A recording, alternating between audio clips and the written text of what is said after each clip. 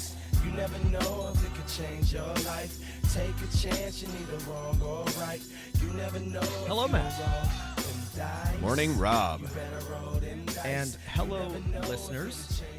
This is Dungeon Master of None. I'm Dungeon Master Matt. And I am Dungeon Master Rob. And we are, after a few episodes of bouncing around, back to our tried and true, our the core mission. Our at-will power. That's right. Our core competency, which is talking about DMing, specifically how to do it and how to not suck at it. And to that end, we're going to be digging into something real special today. It's another episode of a series I'm trying to get going that Rob is resisting, called In the Garage. Just like a reference to a Weezer song everyone forgot about, where we have our Dungeon Master's guides, and we're looking at old Dungeon Master advice materials before we've looked at the D&D starter set and essentials kit for 5th edition, and this time we've got the 4th edition Dungeon Master's Guide. So if you have a copy of that, or you want to purchase a copy or somehow find a copy, we're going through that because it's got some interesting somewhere stuff. Just lying around. No one's going to ask you where you got it from. Yeah. And we have talked about 4th edition before, and will probably again. And the purpose of this episode is not to discuss any of the things that were right or wrong or good or bad about 4th edition. That's another discussion, but because who can really say whether it was good or bad or not? No, I mean, right, we've talked about we're not the biggest fans of 4th edition. If you are a big fan of 4th edition, that is absolutely fine. But this DMG has some really neat stuff in it, regardless of that. Listen, like it or hate it, you cannot argue with the fact that 4th edition was the absolute nadir of official Wizards of the Coast Dungeons and Dragons gaming. It was the only time in the history of the game when it was surpassed by any other role-playing game. Pathfinder briefly took the crown for most played or most purchased. Again, markets aren't everything, popularity isn't everything, but what one has to admit that there was something that didn't quite click with 4th edition. That being said, there's some cool stuff in this DMG. The fault is not necessarily of the material itself, and there's a lot to be gleaned from and learned from this, and it was interesting to go back through. I think there's a lot of, what we've said before, that we think there's a lot of good ideas in 4th edition, and it is worth revisiting lots of parts of the edition to borrow from those ideas. It definitely doesn't all need to be condemned to the dustbin of history. There's plenty of stuff there that can be valuable and is valuable. Yeah, this is the 4th edition Dungeon Master's Guide by Rob Hinzu, Andy Collins, leftover for the 3rd edition team, and James Wyatt. One thing that really stood out to me about this Dungeon Master's Guide, which I had in hardback forever, and after I set aside my first 4th edition campaign and didn't really play anymore, didn't really crack again, there's a lot in here that didn't get carried over to the new 5th edition Dungeon Master's Guide.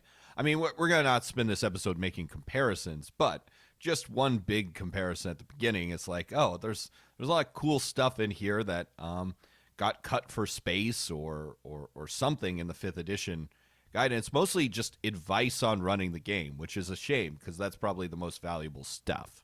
I was going to say, I did go through the 5th edition DMG to sort of see what stood apart, and we can't spend the whole time comparing, but there are definitely some things that we should draw attention to, and Matt's exactly right, is that big chunks on how to run the game were cut in favor of the world building section in the 5th edition DMG is much longer. And there's a ton of world building, a ton of alternate rules. Alternate rules takes up a lot of space in the DMG. I like these things. Oh yeah, me too. But well, I don't need to save this for later. As I was reading through both of these, I think that, and I'm loath to say this because this is just another way to sell more things to more people or to divide the game into more books that people have to buy. But I think now that world building and dungeon mastering need to be separate offerings in terms of any role-playing game, I think that your DMG does not need to necessarily include a section on world building because that should be perhaps its own supplement. And I think trying to world building and alternate rules could be their own book. Yeah, I just convince Wizard there needs to be 4 core rule books. Yeah, I again, the only game that can get away with this. Yes, and I do not think that's the case. Well, I don't want them to offer 4 books, but I do think that there needs to be, in my opinion, as somebody who does a lot of DMing and world building, that the needs and that a DM is not necessarily a world builder, and a world builder is not necessarily a DM. They do not have to be the same job, and not every DM is going to want to world build, so it should not be assumed that your DMG is going to include a section on world building. This is a weird pedantic thing that I have just come to believe, but now I believe it. It's now core to myself and beliefs. I believe it too. I mean, of course, Rob and I are just book people. We love more books. I'm just imagining Rob being one of those characters from the end of the novel Fahrenheit 451, they've just memorized a book, and Rob is the 4th edition DMG, and so while there's other people, like reciting Austen or Tolstoy or my job is to remember Achebe. the 4th edition DMG. That's Rob. The fireman walks up to Rob and he's like, experience points, treasure, action points, and intangible rewards keep characters from moving from encounter to encounter, level to level. And then he's like, well, this doesn't make any sense to me. I'm like, well, you got to go find the guy who memorized the player's handbook and talk to him first because, then you won't understand what I'm saying. So what's... Let's dive in. What's in this book, Matt? The 4th edition DMG spends a lot more time if you've only come to the hobby from 5th edition, talking about just running the game, how to be a DM, and then step by step, a lot of space on building encounters, and then adventures, and then campaigns. And whereas the 5th edition organizes itself sort of top down, like building a world, talking about the planes, then getting down to nitty gritty, this starts from the ground up, like as in checks first, then an encounter. Encounters are built out of checks, and then adventures are built out of encounters. Right? It's climbing up. Much like the 4th edition game itself, the DMG is much more structured, and it's crunchier. Like in terms of how it approaches DMing and in how it approaches the book itself. There's a lot more concrete numbers, put these blocks together, etc. And there are good things and bad things about this. And the impression that I get, and again, this is a common criticism of 4th edition, but I don't actually think it's all bad, is that there's an attempt to make this like kind of gamey, try to structure this. The 4th edition, and we can talk about this in greater detail later, but 4th edition includes modes of play, much like Pathfinder 2e does: exploration, encounter, social, downtime, which I don't like. I understand the purpose of it, and I have sort of come to work with it in Pathfinder. Again, it's more of a personal preference. I actually think that this may be helpful to many players and DMs. Anyway, the point is, that being said, keep that in mind when we're talking about 4th edition. There's a crunchiness and there's a gamification to it that works in some ways and doesn't work in others. 5th edition took a much went in the opposite direction, right, and tried to be a lot more freeform, which is right. Everything's loosey goosey. There's good in many ways, but I you all know my preference on this, but I'm again starting to think that there are valuable elements of the gamified approach, and we'll talk about that some. But the first section, how to be a DM, I think is very useful and much longer than the comparable section in 5th edition. In addition to just talking about if you're completely new to this, like what are the things you need to have in front of you, It's very nice, right? Just sort of a reminder, everything is about fun. And then I want to start maybe with some notes on, if you're following along, on page 8, talking about the players that you encounter as a dungeon master. This is also what I wanted to talk about. Yeah. Excellent. It gives you a bunch of example player motivations from thinker, storyteller, power gamer, investigator, actor, slayer, watcher. These are useful things to think about when designing and running the game. Like, what the whole point of this game is fun. How do different people interact with RPGs and get the reward fun? I like this a lot too, and 5th edition includes a section like this, but it's much shorter, and it doesn't include as many player types. And I found this very useful.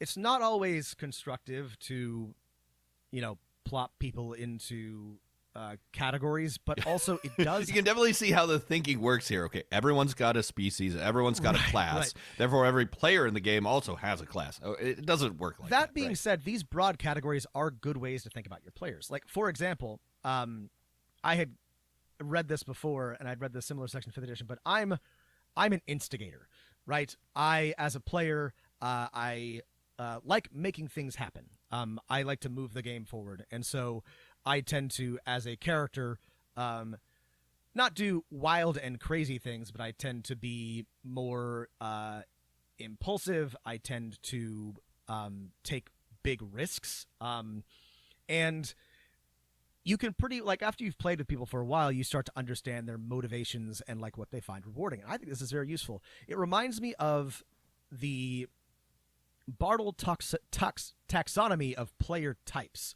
which for mostly video games is a test or a way to sort of categorize players into 4 groups: killers, achievers, socializers, and explorers. Yeah. You've probably heard this before. You've probably taken this test. Again, chunking people into categories. People are not actually PCs. They do not have a player character class or but it is helpful when you're trying to think about how to structure your game and how to reward and interest and engage your players. Right. Just an example, like it says, a storyteller loves and feels excited when they provide an extensive background for their PC, create dramatic scenes, right? Adventures that have some plot, right? And they're engaged by, right, being recruited to record important events, using background to help define non-player characters and adventures.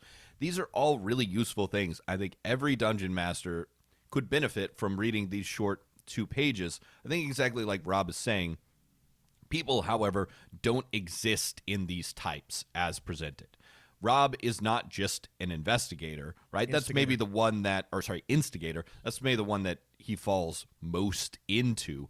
But Rob is an actor, an explorer, a power gamer, a storyteller. Like, everyone moves between these things. And I think these are still incredibly useful because you read through them and you're like, you know what? Eventually, I need to hit all of these things, because everyone, to different degrees, gets pleasure out of these type of things, right? Even me, right, who's often like at the forefront when I'm a player character, right? I enjoy being a watcher. I enjoy not being at the front and then listening to everyone else, right? Especially after a long week. It's a bit like Enneagrams or Myers-Briggs, right? You are not actually, like, most people do not fall like precisely into one personality category, but it can be kind of useful to take a test and find out like what you're more inclined toward. Just don't, or it's like astrology, right? You may have Virgo or Sagittarius like qualities. Just don't, like, not everybody is all things all the time.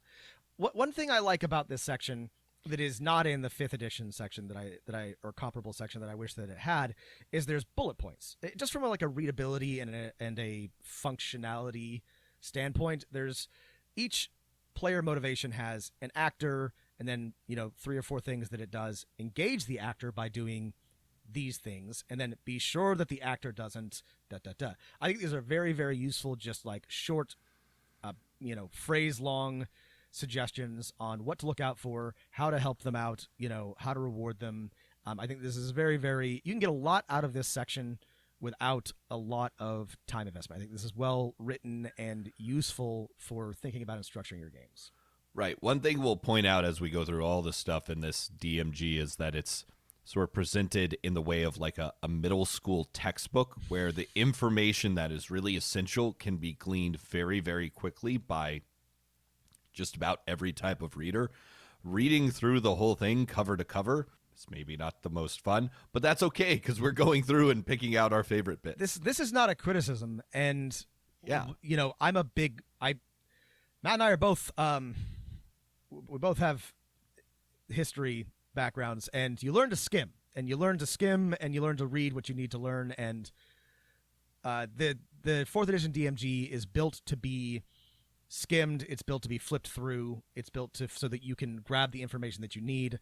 5th edition, all of the books are definitely built more like you should read them cover to cover, which has its own advantages, but when practically, I actually think the 4th edition DMG is better for the actual work of running a game. Like the thing that you'll do with the 5th edition DMG, if I can like speculate on the usefulness, is you'll read it through and then you'll be like, all right, now I know how to approach being a dungeon master. But the 4th edition one, you can flip through and you're like, I'm building my game. I'm going to jump to the part that I'm interested in and like pick up the pieces and then, you know, learn as I go along. Both are useful, but I actually think that I would get more out of something structured like the 4th edition DMG now. Just on, which sort of jumping ahead, a few pages later, the next thing that I wanted to talk about in this section is, which doesn't have a comparable section in the 5th edition DMG, is DM style. And this was really interesting to me. And it's on page 12. Page 12. I wouldn't put too much. Again, this is not concrete, but I think this is a very like useful idea in thinking about your games. And there's a chart here that I love, which is DM style considerations, and it's just different types of play. So, is your game gritty or cinematic? Is it medieval fantasy or anachronistic? Silly or serious? Lighthearted, intense, bold, cautious, pre-planned, improvised, general thematic, morally ambiguous, or heroic, right? All like the player types, all games are going to include some elements of these, but I like these spectrums when you're thinking about it. Just helps situate in your mind what type of game you're running. This goes on in sort of more detail to sort of basically, I think, some of the major decision points that you have to make as a dungeon master before starting, right? Or sort of as you're figuring things out, like, do I want this to be a very single story campaign? Do I want it to be a more of monster or a dungeon of the week? What is the difference between these two, right? Right. Just forcing you to think about that. I also like just a couple pages earlier on page 10, this does, maybe not as much detail, give you these sort of decision points for characters, right? It says, you know, when building characters, right, encourage each player to forge connections to at least 2 other characters, right? These connections create a network of relationships that give the characters a good reason to work together as an adventuring party, and talks about creating a party background, right? There's maybe not as much emphasis as I would like on this, but this heads off most of the problems new dungeon masters run into when thinking about, okay, what kind of DM style do I want and what kind of party do I want? We've talked about some other ways to come up with this and how important it is that your players agree and have a connection or are willing to form a connection, but this is a really good brief paragraph or a couple paragraphs on how to form those bonds and why that matters for building a party and building your character. One of the other things that reminded me on this page is the 4th edition DMG is filled with helpful tips from James Wyatt, and you know, some of them are just really, really good, especially for new dungeon masters. It's like, it doesn't matter if some players are better at the rules than you. Your job is to, if you come to something that you're unsure about, ask the players what they think, and then finally make a judgment call, right? I also really liked these. There's these little box texts that say tips from the pros, and I think they're all from James Wyatt. But they're always really useful, and they're always like a great insight into this man is a professional dungeon master. He's writing the Dungeon Master's Guide, and here are some of the things that he still struggles with, or where he had some discomfort. I think they're great. They're very helpful. I also like that this makes this book a little bit like less formal than the 5th edition DMG. As I was going back through, the 5th edition one is just very, I don't know. This one's a little bit like a lighter read. And yeah, it does feel like this is the secret information of good stuff that is directly addressed to you, the Dungeon Master, Right. as opposed to another rule book. Right. Despite its textbook-like thing, it's like, ooh, this is your secret manual, which is how it should feel, I feel. Mm-hmm. Like. I agree. It means non-Dungeon Masters will get less out of it, but that's okay. If you're not a Dungeon Master, well, sorry. You don't need to be reading this, yeah. There's just a lot of discussion of like what is the advantage of having multiple characters, of having a balanced party as opposed to an unbalanced party, of rolling completely in front of your players or behind the screen, that kind of stuff. It's great. This is so. I mean, I guess one criticism is sometimes I feel like this jumps right into a bunch of useful questions. It's still so difficult for a new Dungeon Master to be like, well, what is DMing Right. overall? I don't but know that's that okay. any book has solved this yet, but yeah, there has yet to be a DMG with a section that says brand new to DMing. Here's what you need to know, and that does that well. And not every DM needs that, but there should be that in every DMG. It's like, here's exactly where to start and what to do. I think it's okay now because this is a solved problem because people can watch on YouTube or listen to a podcast of people playing the game and they're like, oh, now I get it. But what's next? What's your next tip? Well, there's from more back in the past? The first chapter that I like, but I want to jump ahead to the beginning of the second chapter, running the game, and what I think might be my favorite section, which is preparing. And I really, really like this. Is just one page, but I was, in terms of usefulness, I thought this was just like a really fantastic one page, and it simply has 4 sort of examples of how much time you have to prepare and how to approach that, right? So, Right. What to do if you have 1 hour, 2 hours, 3 hours, or more to prepare for your session. Or even if you have no time to prepare. And I don't like That's never happened to me. To be clear, I don't think that this is enough to actually, you can't, like, this isn't quite enough to actually like work from, but I thought this was a really great way to set expectations and also structure this. A lot of DMs don't have any idea how long they should be spending on their games, and I don't have a good answer on this. It literally depends on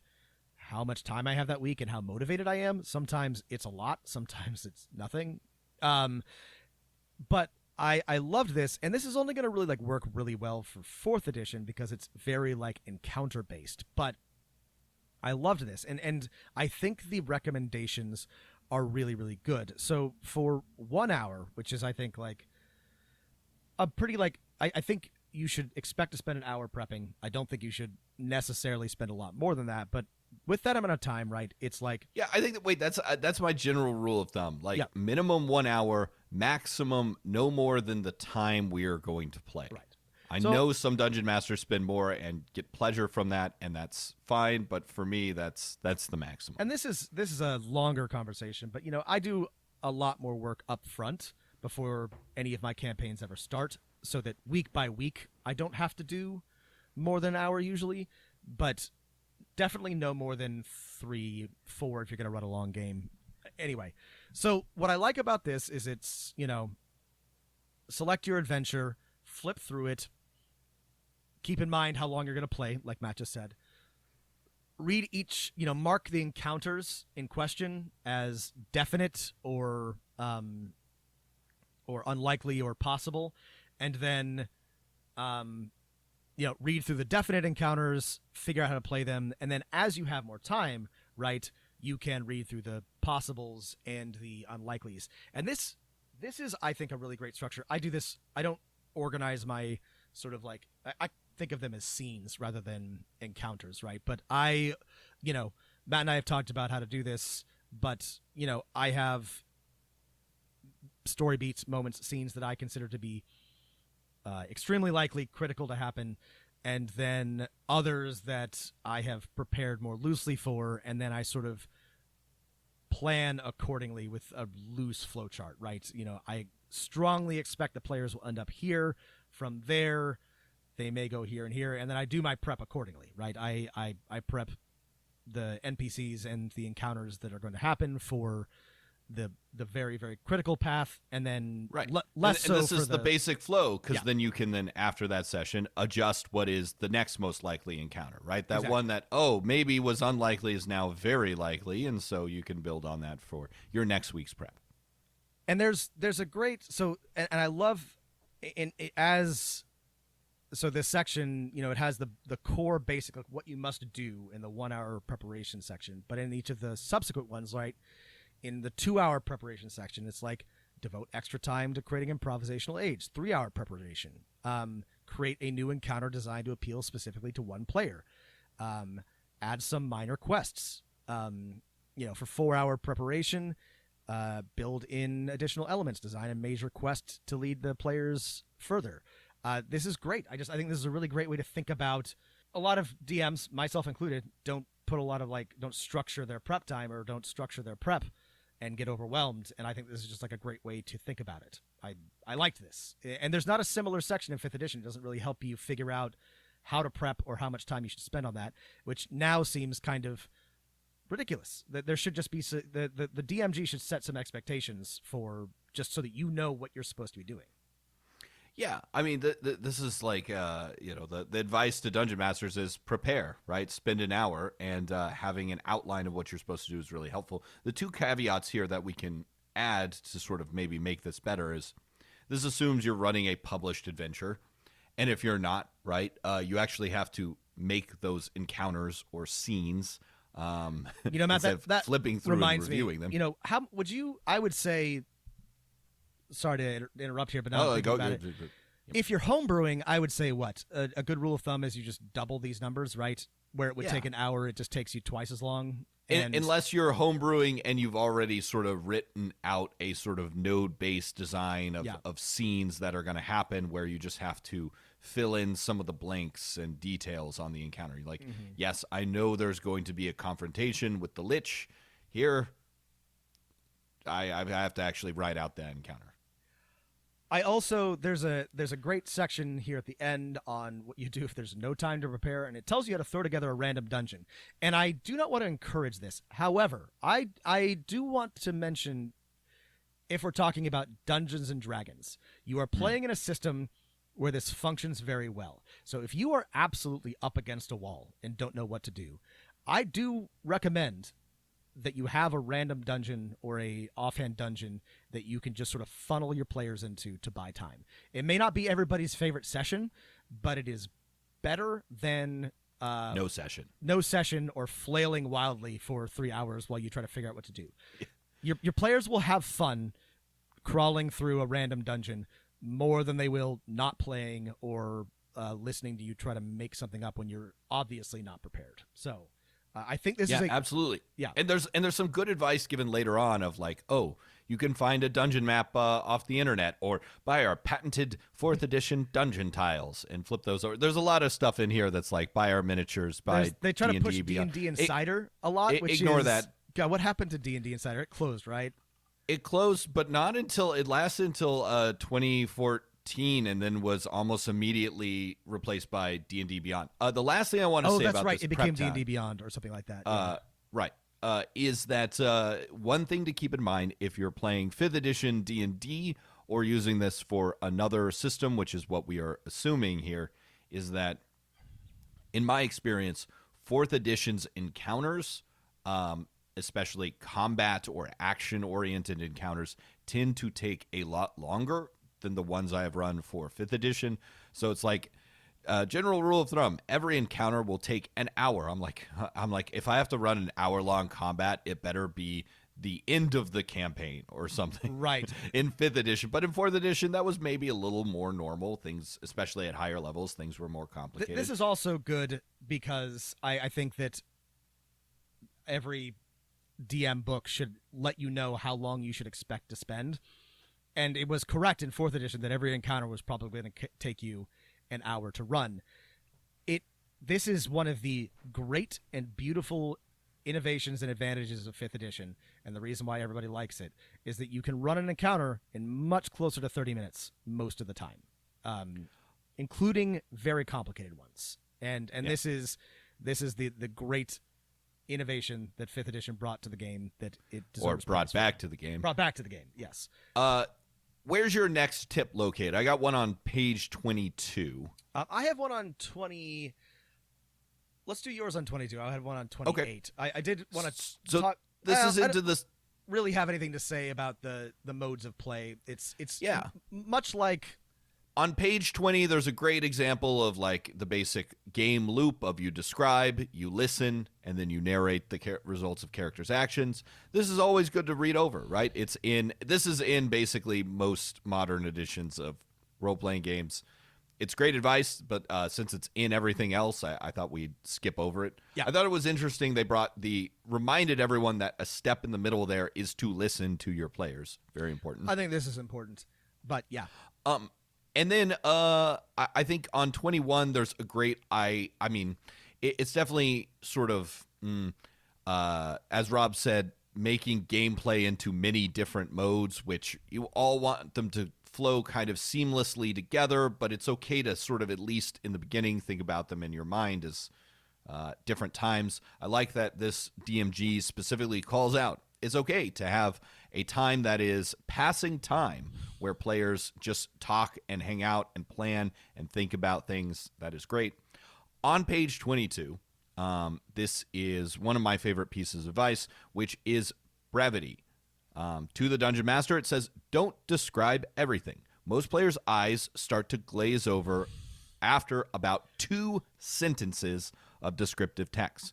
Give players just enough information to excite and inform, then let them react or ask for specific details. Amazing. 2 sentences, that's your limit, everyone. You have it from James Wyatt. You're not allowed to say more than 2 sentences.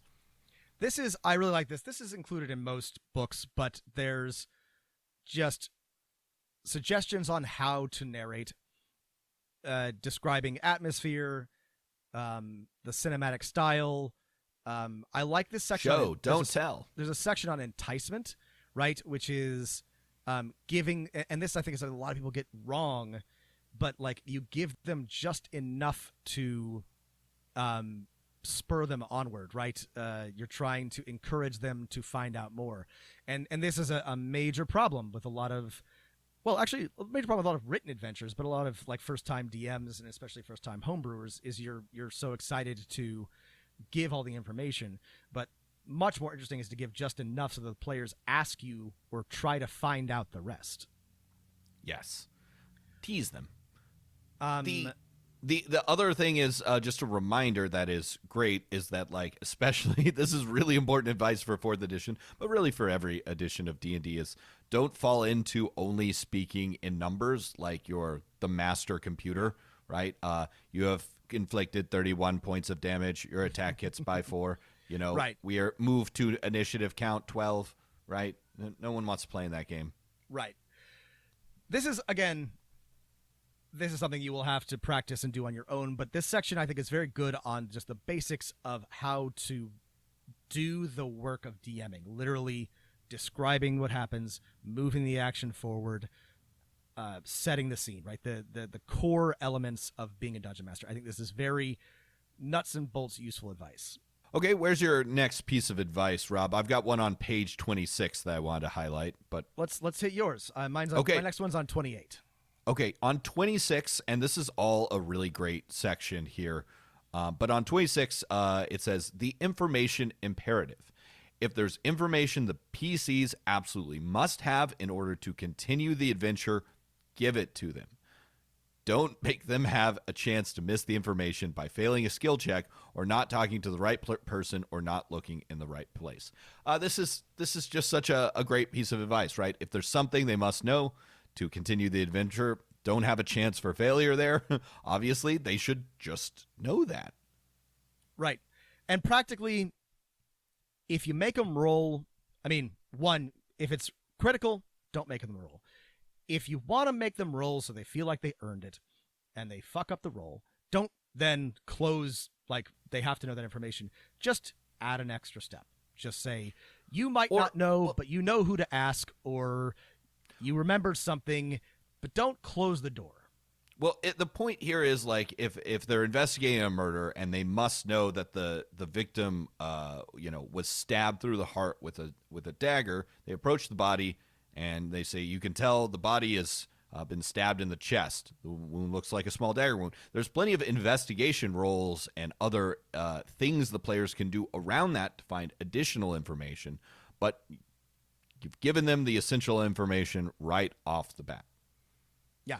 Next up, I've got, and I think this is very, very useful, and I kind of wish it were longer, but there's a section on improvising, which, in my opinion, must be in every role-playing book, because I think we take this for granted, but not everybody knows how, and we've talked a lot about ways to make this easier, but this section includes some basic advice, but it also includes a list of improvisational aids. And we've talked about all of these before, but I really like it.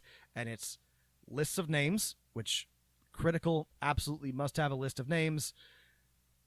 We've recommended this multiple times. Lists of encounters. And I like this.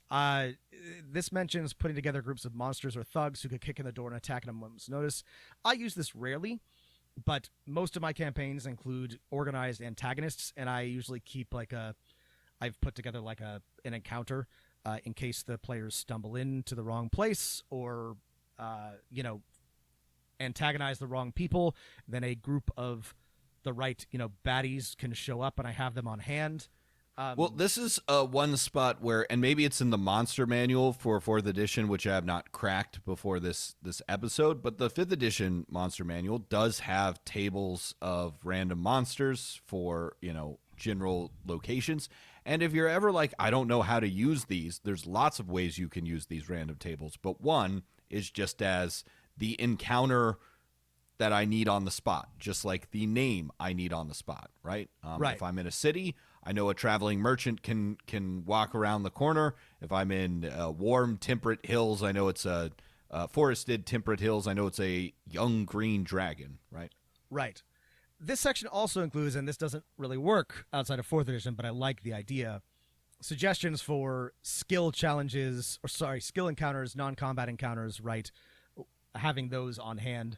This is a little bit harder to pick up and drop in your campaign, but I like the idea of building non-combat encounters, skill encounters they might encounter, or a NPC that might draw them into a interesting or challenging conversation that doesn't necessarily have to exist somewhere precisely in the campaign. I think having these on hand, written out to implement wherever they make sense is a really good practice, in addition to random encounters or not so random encounters to spice things up. The thing with skill encounters that has never worked with my style of dungeon mastering is they sort of like, here's a hard and fast rule. The players need 3 successes from a pool of 6 different types of skill checks, and they can only have 3 failures before it's never seemed to work with my style of DMing. I've never been able to make them work like practically. I like the idea. It's just too binary. It's just too pass fail. Right. This is where they tried to take something that any reasonable, I feel like I'm using legal speak here, a reasonable dungeon master should be able to figure out when the players have convinced the king, when they've successfully built a raft and navigated the rapids. Just use your logic and brain, and better advice is just when to call for skill checks and when to just let the players succeed. Right. This section also suggests that you keep some mini dungeons. I think this is a good advice. Just some small maps in case your players end up in a place that requires a map, or a little brief dungeon. They wander into the basement, which happens to be full of, a gang, or they find themselves in a cellar that's got spiders in it or something like that. Not something I would use all that often, all that randomly, but is great to have on hand if you want to add some realism or crunchiness to your game. You want to have actual locations to show and that are inhabited by potential foes. This is one of those reach preparation things that I would like to do more of that I rarely do in my games because I don't have a lot of time and it's not a priority, but it would be awesome to have on hand. I think it's good advice. And the last improvisational aid is a campaign list, which is kind of vague, but it just says keep track of what's going on in your campaign, the story, and the, what can drive the story forward. I think this is a good idea. I think this lacks concreteness, but I think that having just sort of like a list of hooks, ideas, important campaign elements on hand so that when you have an opportunity to potentially drive that forward or drop something relevant in, you have something to draw from. I think it's a great suggestion. Yeah.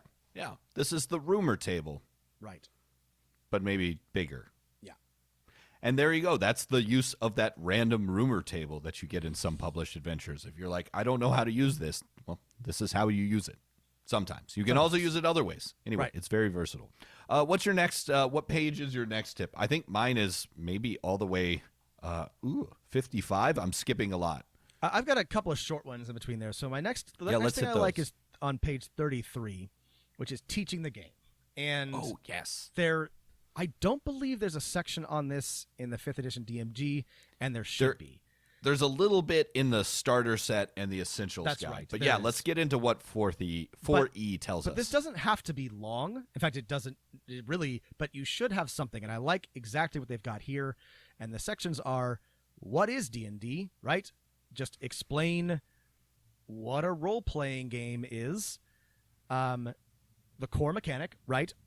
Make a check and compare it to a defense. If this were 5th edition, I would say make a check and compare it to, or just make one of 3 checks. Target number. And compare it to a target number. What you can do in the game, right? This is seems obvious, but this is something that I find that people don't always understand, especially if they come from video games. And you just say, anything you can think of within reason, we'll find a way to make that happen, right? These are the main types of checks and actions that you can take. So try to think in those terms, but just explain what you can do. And then I like this part a lot. Reading a character sheet. Pick up the character sheet and then show them like what's on it and how to read it and what all the numbers mean. Right. One of the difficulties is for new players is there's always too much information for them to ever remember. So you want to do this as quickly as possible and then like reteach it through your first couple sessions of play, right? Okay, we're making attack rolls here. This is, again, right here on your character sheet, and you tap it there in front of everyone. And yes, they get it again. Okay, this character is now making a save. Saves are located right here. This is what happens when you get hit with something. Yeah. I like this section a lot. It doesn't have to be very long. It includes everything that you need to know, and I think it's very important. My next section, this is just a funny thing that I noticed that I wanted to draw attention to, is on page 40. Which is about running combat, and most of this is not super relevant, but there's a section on legitimate targets, which I liked a lot. And this is not relevant very much. It's not a war crime if they're a legitimate target, is basically what we're saying. This I don't think has a lot of relevance in 5th edition, but this book specifically mentions that characters can gain no benefit from carrying a sack of rats in hope of healing their allies by hitting the rats. Because in previous editions and current editions, when there are abilities that trigger off of downing or killing an enemy, which 4th edition has so many, right? of. This is why they had to include it in 4th editions. Like every class has one of these. You hit something with an attack, and then a good thing happens to your character. If it's a rogue, you like move 6 squares and blind someone. If it's a cleric, you heal someone. Yeah, some unscrupulous players in the past have argued, and I would be shocked if anybody has actually tried this in a game because it's just so egregious, but that you could hit a sack of rats, kill a rat, and then gain that benefit. Like I just said, I would never allow that in my game. That is clearly against the spirit of the rules, and if anybody was doing that, I would think that they were being a jerk and trying to ruin everyone's fun. But it's funny that they needed to include this because some people will do that anyway because it's in the rules. However, if I had a very creepy warlock in my game that had the patron of I forget the one that can like drain life. Maybe it's the great old one. Oh, yeah. And they carried a sack of live rats with them and constantly like drain one. I might consider giving them like one temporary hit point. And then adding in the like everyone's like, why are you carrying a sack of rats? Why do you have the Holy sack of shit, rats? You're so weird. Yeah. And then you've got a super weird a warlock. It was funny though that this had to be called out. Listen, players, stop abusing your privileges. Stop making wizards like make these. Just don't be like this. I'm not gonna blame the player, Rob. I'm gonna blame the game here. Don't hate the player, hate the game. There's some great general advice on like establishing surprise, which is something that I think lots of dungeon masters cover. The definitions have changed a little bit from editions, but still the section here is super useful. Thinking about when an encounter is over is super nice. I think my next piece of advice is on there's a lot of advice on combat because 4E has a lot of very specific combat which rules. we'll skip because it's not relevant because 4th edition combat is radically different from any other game. But yeah, it very much is all about squares and things. There's some, but starting on chapter 4. And going to page 55, there is some really good generic advice on building combats that I wanted to highlight. First, on pages 54 and 55, thinking about monster roles. Now, in 4th edition, every monster has a tag or a keyword saying that this monster is like a sneaky assassin, a lurker, or a blaster, an artillery, or a skirmisher, right? 5th edition monsters don't have this, but when building an encounter, if you've never encountered this sort of, here are the different challenges monsters can present, it's useful to kind of think about that if you want to design really creative combat encounters. I like this mixing too. these types. This was something that I liked a lot. I think this is good to think about when building encounters. Varying the types of monsters that you have, trying to decide how they will behave in combat, and having a mix of like frontliners and ones that stand in the back or ones that are more direct combat, buff enemies, battlefield control, right? Like I was very proud of this. I ran Sunless Citadel for some of my players very recently and finished with the combat with Belak the Outcast, the Druid, and Belak. He, it was... Stop making those little twiglings, Belak. That's right. Or whatever they're called. The twiglings, no, they were twig blights. The twig blights and the paladin, whose name I've forgotten, engaged the players, and Belak stood in the back and cast control spells, and I felt very like everybody was like working really hard, both like as players, but also trying to like outthink him, and I felt very like accomplished and satisfied in that combat because of how tactically challenging it was. Right. If you've gotten the feedback before that like our combat encounters are like they've never really made us sweat as players, right? This is a good way to think about things if you want to get your players a little sweaty and like, oh shit, that guy's way over there on the other side of the chasm, and this gal's is way over here, and I can't get over there. Oh, God. Oh, we're going to have to come up with something to do here. Right. And this is a challenge because you can always make your players sweat by just adding harder monsters. But that's not fun sweat. But that's not fun, right? What's more fun is where they're not, taking huge hits of damage, but, something is happening and they have to respond to it, and, the monsters are at risk of, like, outsmarting them or outflanking them somehow.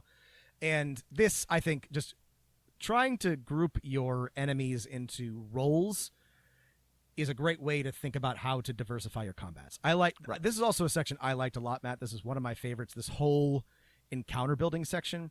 I also... Right, because along with this goes the terrain advice, which Yes. I was guessing what you were going to say next. Well, no, actually, I liked the encounter templates a lot. I thought this was like again, I would not just grab these and they're a little bit like gamey, but like it's something like battlefield control, right? There's this many controllers and skirmishers, or double line, right? There's this many brutes and this many artillery folks. I think this is just like, I think building these templates for yourself around various factions is a super neat idea and a way to think about how different groups might fight or organize themselves, and it's something that I think I'm going to start doing a little bit more of. I liked this a lot. Yeah, no, and it doesn't apply one-to-one. I think this is the same principle as player motivations or player stereotypes, right? No one is just a power gamer, right? They're a power gamer, a thinker, and an actor, and you can engage them in many different ways. 5th edition monsters and NPCs are not just artillery Right. or soldiers, though they definitely lean in one of those directions, but giving yourselves the sort of baby this model doesn't actually work in reality, but it's a useful way to think about the world, or at least this fake world. It's super helpful, right? It's fun to have an encounter every once in a while where every monster is the same and there are lots of them. Right. It will let the wizard blast through them and provide some interesting tactics. It's fun to have the double line, right, where there's enemies in front and then there's enemies in back that want to stay in back. And then when you add in thinking about all the different types of terrain, avoiding asymmetry, right? Yes. Adding space for bigger creatures, adding fantastical elements and hindering terrain and visual blocking terrain. And stuff. The This is terrain fun. section of this book is so good, and that's because this is very much a miniatures and maps game, which I have problems with. But the advantage is that the designers of this thought very, very deeply about the tactical and dramatic elements of different types of terrain and how to implement them into your encounters. And I think this is super, super useful and interesting. The terrain, there's just so many different types of terrain and so many different implementations of it. It's very, very detailed, and I like it a lot. Yeah. Anything else we want to say about 4E's really interesting advice for building encounters? No, Or just should that we talk? It's. I mean, I could talk about a lot of this. It's really good, but basically, I like it's. It's no different than other forms of this advice. It's just much more detailed, and I found a lot of value in that. My next, there's a section on non-combat encounters that is very much a little bit about skill challenges and stuff. There's some good pieces of advice here, but the thing that really gripped me next is in the 6th chapter, which is Adventures, page 100. I do want to just stop on skill challenges just for a moment, because okay, but I not agree- too long, because they're not I my agree favorite. with Matt that that the whole structure of them doesn't really work. I like these skill challenges because I like the sample skill challenges on page 76, which are just good ways to think about non-combat encounters in general. Just come up with ideas for these. You will have to design and run these differently, but they have things like the negotiation, right? The dead witness, an urban chase, an interrogation. You're lost in the wilderness. Discovering secret lore. Just thinking about structuring these things, not in terms of actual skill checks in 5th edition, but Right. If you take away the complexity rules that Yeah. 6 successes before 3 failures, or Right. God forbid 12 successes before 6 failures, Jesus. If you ignore that and just like, oh, here are some relative skills, but right, this is a way of thinking about it where like let the players be creative, have them narrate what they want to do, call for what kind of skill check that is. Think about, right, not everything has to be a bluff check, or sorry, not a persuasion check, right? Or has to be a nature check. Right. What are the characters describing what they want to do? So often characters will describe something really cool and interesting, and sometimes the dungeon master will be like, well, that's an investigation check, and they're like, that's the one skill I don't have. Make sure you're working with your players a little bit, right? Because sometimes there's a blurry line there. Was that an investigation check, or was that actually a nature check of looking at the broken branches and crushed twigs? these are just great ways of thinking about, all right, here's a situation that can't be solved or isn't meant to be solved by combat. here's the ways to approach it. Absolutely ignore the complexity rules, which are awful. But like, these are the skills that you would use. These are the results that you might get from a success on these skills. This is how it resolves in success or failure. I think this is a good way to think about certain, again, I think of them as scenes rather than encounters, but I liked this section. Again, you will need to adjust it, but I liked the idea behind it. All right, moving on. On Chapter 6, this is all about adventures. There's a lot of advice for adjusting published adventures for your player characters. Mm-hmm. It's good advice. The thing I think is really super useful is on page 100. There's a big bullet point of questions for you to answer. And having this in front of you is like kind of neat. There's a bunch of questions you need to answer, like what are the PC's goals? Do I have a reason for them to care? Right? Is there interesting locations? Is there a villain? What's the villain's motivation? And then like what's a good beginning, middle, and end of an adventure? Yeah. The next page is really good too. There's examples of good structure and poor structure. And we talk a lot about this in the abstract, but it's so nice to have it laid out, good versus bad. It's like, do this, don't do this. Yes, this like Gallant does this, Goofus and Gallant for DMing, and it's needed. We need this. We're dummies. Everyone's a dummy really when good. we're doing this. We sort of like intuitively understand this, but it's nice to have it laid out. It's things like, here are the things that make a good adventure: hooks, choices, right? Choices matter. Challenges, players are challenged. Excitement, right? There's a climax. Versus sidelining, where an NPC does it. There's a meaningful victory, right? That something matters if they win, and something bad will happen if they fail. Poor structure. This is also great because it's not just railroading, right? There's also bottlenecking, which is like railroading, but everything hinges on a single action or a single event. Cluelessness, right? You give them too many things and they don't know what to do. This is a problem I run into because I give my players too much information, and then I have to like do what I sort of don't want to do, but I need to, which is push them in the right direction, which is okay. You can. There is an opposite end of railroading, which is where you just give them an open game board and they don't know what to do next. Right. Imagine a dungeon master saying, "You exist in the world. Anything can happen. Anything can happen. What's do anything next? you want. Okay. Three choices. This is good, right? Two here that we talked a lot about last week in our review. Oh, man, I can't think about this ever again, but it does feel like on page 101, Travis McElroy confused good and poor structure and just followed the poor structure. Two of the things in poor structure is just like dead on. Sidelining. The player here, like the player character should always be the central heroes in the adventure, right? No DMPCs, no too powerful NPCs, or squelching. Right? If D&D characters are powerful and it's hard to build encounters to challenge them, but don't resort to weird effects that shut down the player's character's capabilities. This is a huge rookie DM mistake, and I'm so glad to see them calling it out. Do not make up weird reasons why your players can't do a thing that their character is built to do. This is a problem, I think, more in 5th edition than 4th edition. Yeah. Say what you will about 4th edition. It's very hard to shut down a player character. Their abilities say, I clearly do this. No, I push the monster 5 squares back. No, I heal my allies 2D. It's very little room for interpretation, take this away from me. And that's sometimes a good thing. Anyway, this page 101 is a super, super, super useful page, and it should be in every DM's guide. The next page, too, designing quests on 102 is super useful. Again, it's just sort of a list of basic quest seeds, dividing quests into major and minor quests. These lists of what a quest could have, events, adversaries, allies, could be like 100 entries long, and they've reduced them down to maybe the 5 or 8 most important things.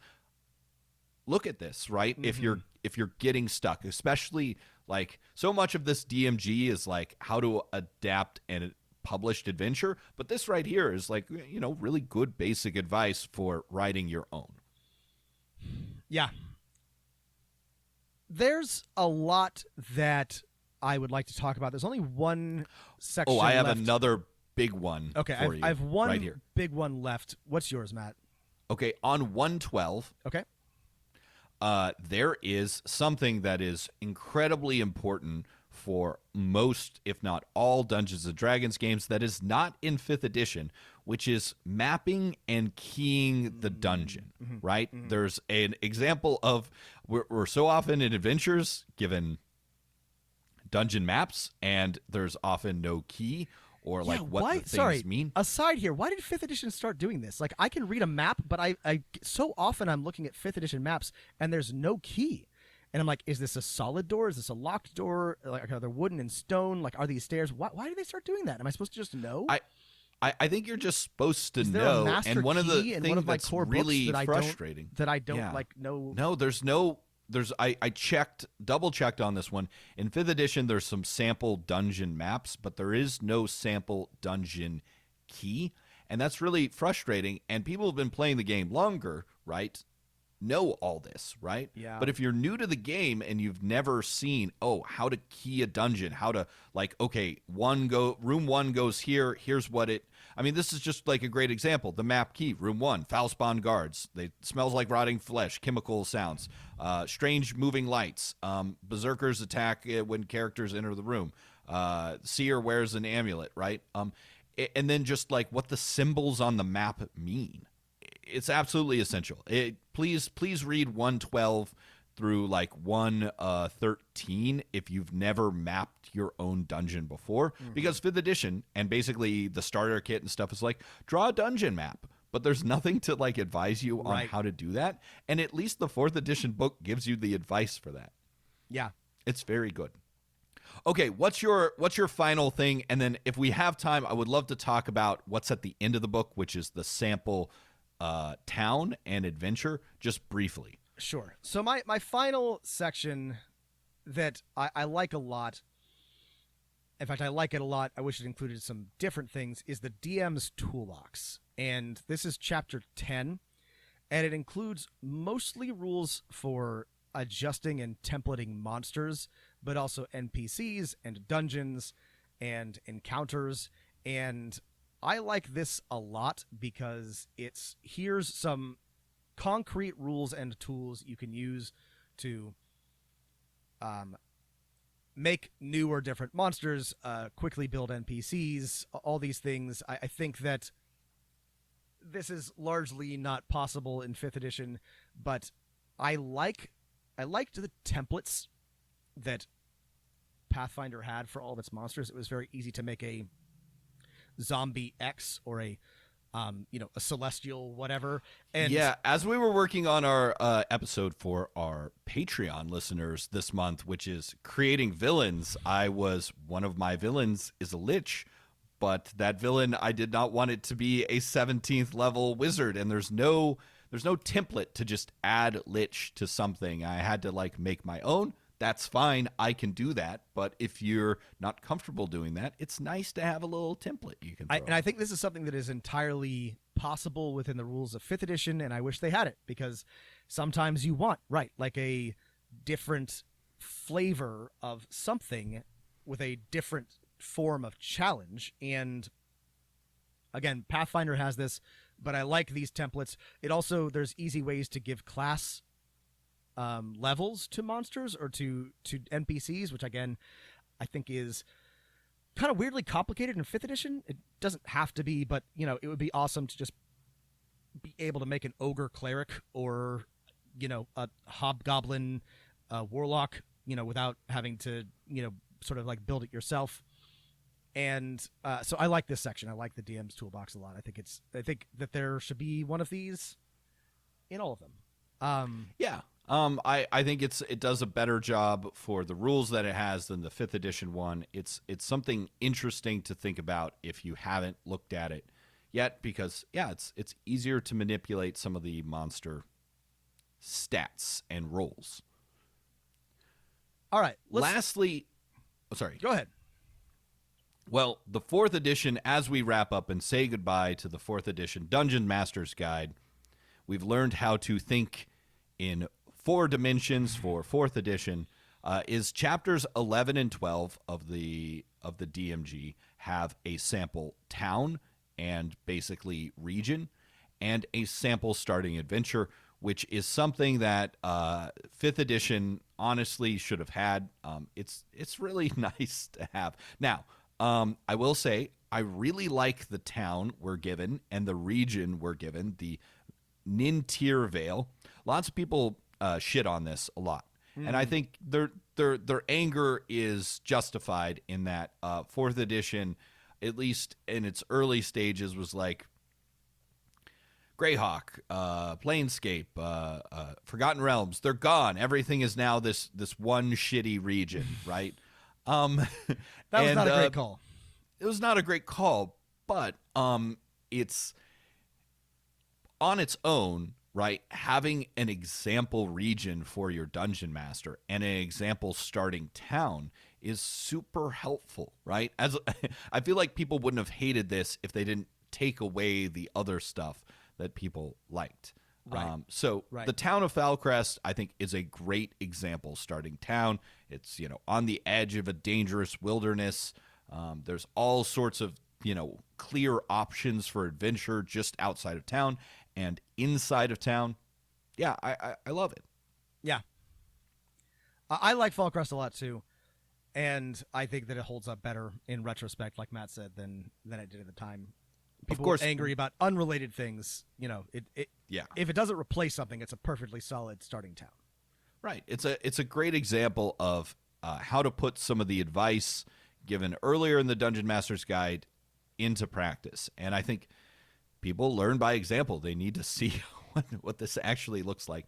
The downside is that the sample adventure that comes with this is not a good example of, honestly, of anything. The starting adventure, Cobalt Hall, it's like, this is a super simple adventure. It keeps things straight, but it's actually really complicated to run. I've actually run this. When 4th edition came out, I was very excited about it. I ran this for my a couple of our friends, and it was not great. Because, I don't know if you remember, I was in that game, Matt. Yeah, it was you, David, Sonia, and you. Yeah. No. This was we ran this in person in Houston. Right, this was in person in Houston. With David N, not David W. N. Right, sorry, yes, never mind. Anyway, I don't remember. I do remember Matt and Rob insider stuff. Yeah, I was going to remove this from the recording. Anyway, I don't remember much about it. I don't even remember what character I played. I remember that I think we died at the end because there's a dragon, and I think it felt like you were supposed to die. Is the thing is like it seemed designed for you to lose, and I don't know if that's just because we were bad at 4th edition or what, but I remember we got our asses kicked by the dragon. There's a young, at the end of this adventure is a young white dragon that has 232 hit points, and I believe this is an adventure for first level characters, so I'm not sure how you're supposed to live, if you're supposed to surrender to the dragon or what. The adventure, I think, why it's a bad example, and it's really it sucks to end this on a bummer because there's so much good advice in this book, but this is a bad example of a starting adventure because it's like we're going to make this as simple as possible, but there's like not as much like backstory and hooks. Like it's kind of like here's 5 rooms in a dungeon, they're all in a line. Yeah, they're full of kobolds. You will fight so many kobolds, you'll be sick of kobolds for the rest of the edition, which I was. I don't think I've used kobolds for a decade after this. So, anyway, it's a very bad dungeon. Yeah, right. It's a very hard dungeon. If you're most excited about difficult combats and tactical encounters, I guess it's good. But there's nothing. There's like no story, no variety. It's just hard combat followed by hard combat followed by hard combat. And some traps. And there's nothing. So I think a good starting adventure is, in fact, sort of heavy on the hooks and what's going on and helps you as a dungeon master practice. I'm engaging in this thing and does have some simple encounters, probably in a dungeon, right? It's Dungeons and Dragons. And this has the dungeon. The encounters are not simple, and the plot is paper thin. So don't run this, but do use Foulcrest if you're looking for a town to plop in the middle of the wilderness. I like it. All right. Any final thoughts on... I don't know that we need final thoughts. We went over it. I would not... Final thoughts. I don't regret killing you with Saztharax, Yeah. even though I had forgotten I had killed your character. Well, here's the thing. I don't even remember what that character was, and I don't think I intended to go on with them. I think we were playtesting it, so I'm not sad. Let's say it was a warlord, and then that was the That was the beginning inspiration. of our journey. In fact, it might have been. It might have been. It was either a warlord or a fighter. It was definitely a martial character, and that's all I remember. Anyway, 4th edition, still lots to learn from it. I think there's some really good advice here. Whenever we get a new DMG, I hope that it looks like a mix between this and the 5th edition one, which I like, but now I'm realizing is missing some sort of crucial information, especially for beginner DMs. And I know some of that is in the starter box and the essentials, but still, it should be in the DMG. Yeah, I mean, I think a useful book would be a DMG 2, though I don't think they'll ever do that in 5th edition. That is just advice for Dungeon Masters. Yeah. I know one of the problems, right, the paradox of Dungeons & Dragons as it sets up the things it makes money off of, which is mostly selling books, is that the thing that stands in the way for more people playing the game is that not enough people want to Dungeon Master. Mm-hmm.